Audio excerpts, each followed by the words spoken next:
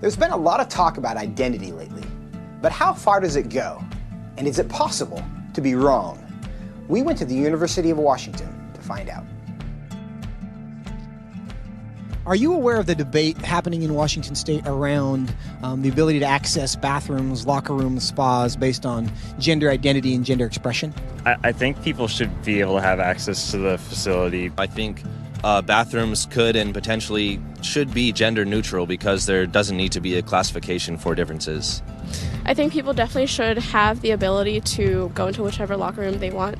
I feel like at least public universities should do their best to accommodate for those who do not have a specific gender identity. You know, whether you identify as male or female and whether your sex at birth is matching to that, you should be able to utilize the resources. So if I told you that I was a woman, what would your response be?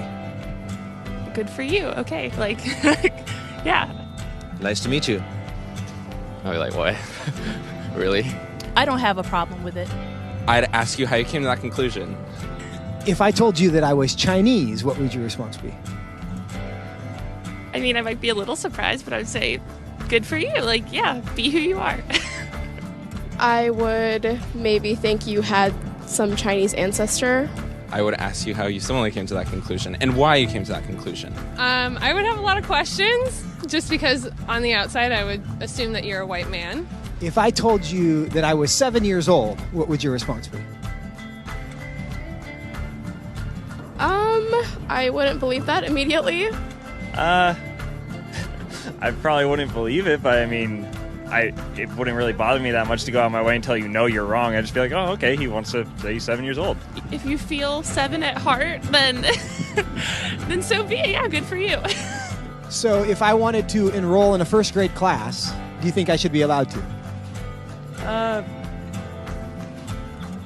Probably not, I guess. I mean, unless you haven't completed first grade up to this point and for some reason need to do that now. If that's where you feel like mentally you should be, then I feel like there are communities that would accept you for that. I would say so long as you're not hindering society and you're not causing harm to other people, I feel like that should be an okay thing. If I told you I'm 6 feet 5 inches, what would you say? That I would question. Why? Because you're not. No, I don't think you're 6'5". If you truly believed you're 6'5", I don't think it's harmful. I think it's fine if you believe that. It doesn't matter to me if you think you're taller than you are. So you'd be willing to tell me I'm wrong?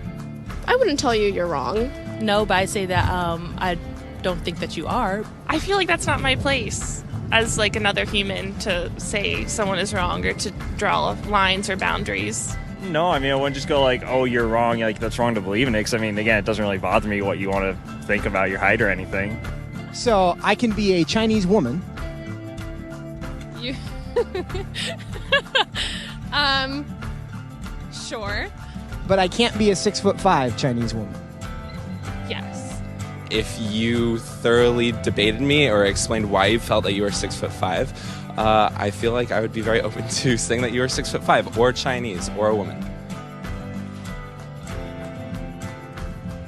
It shouldn't be hard to tell a 5'9" white guy that he's not a 6'5" Chinese woman. But clearly it is. Why? What does that say about our culture? And what does that say about our ability to answer the questions that actually are difficult?